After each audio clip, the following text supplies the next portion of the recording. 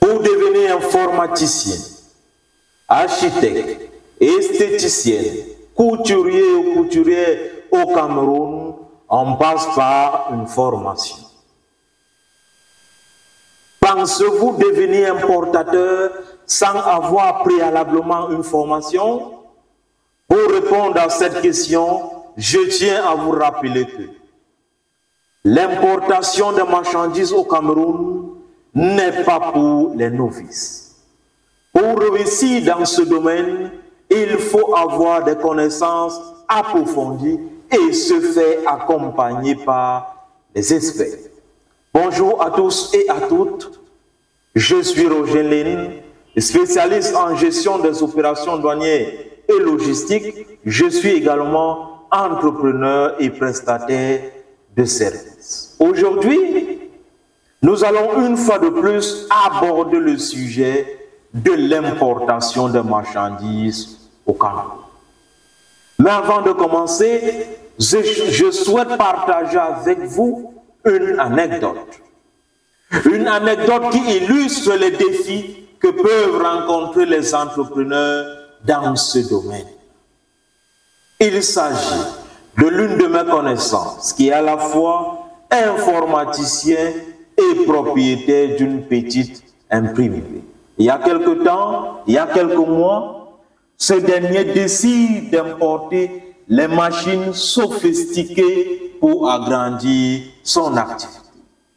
Cependant, il rencontre les difficultés lors du processus d'achat.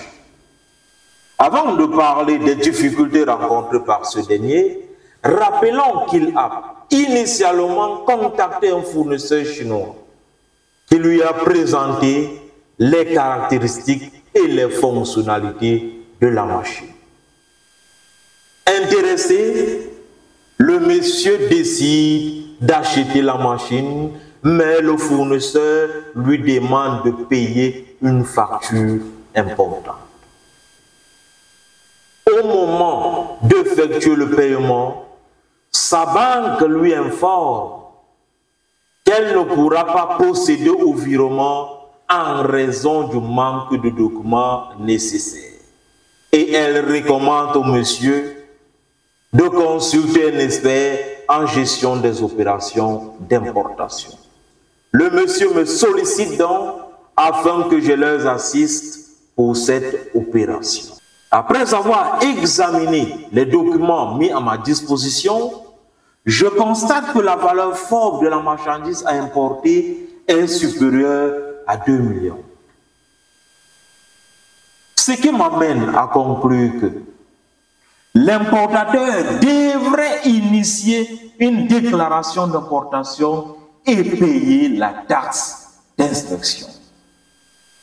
C'est cette déclaration d'importation qui allait permettre à la banque d'effectuer le virement au fournisseur.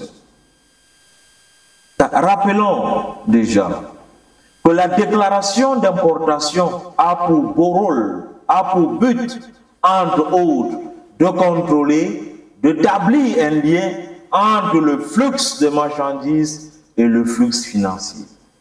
De même, je tiens à souligner que lors de l'initiation de la déclaration d'importation sur la plateforme de gestion des opérations douanières, appelée UGUS, l'importateur choisit la banque qu'on appelle banque domiciliatrice.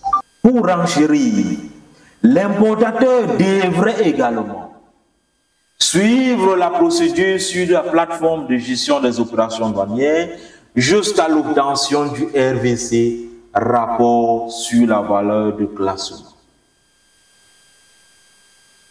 En plus du RVC, la marchandise ayant une valeur supérieure à 500 000, conformément à la loi numéro 75/14 du 8 décembre 1975, l'importateur devrait également souscrire à une police d'assurance locale.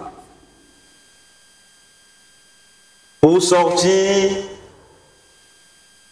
je tiens à rappeler, à préciser, a exhorté même, si vous voulez, tous les importateurs, tous les opérateurs économiques, tous les entrepreneurs, de toujours se faire accompagner, de toujours se faire assister lors de leurs opérations d'importation et d'exportation.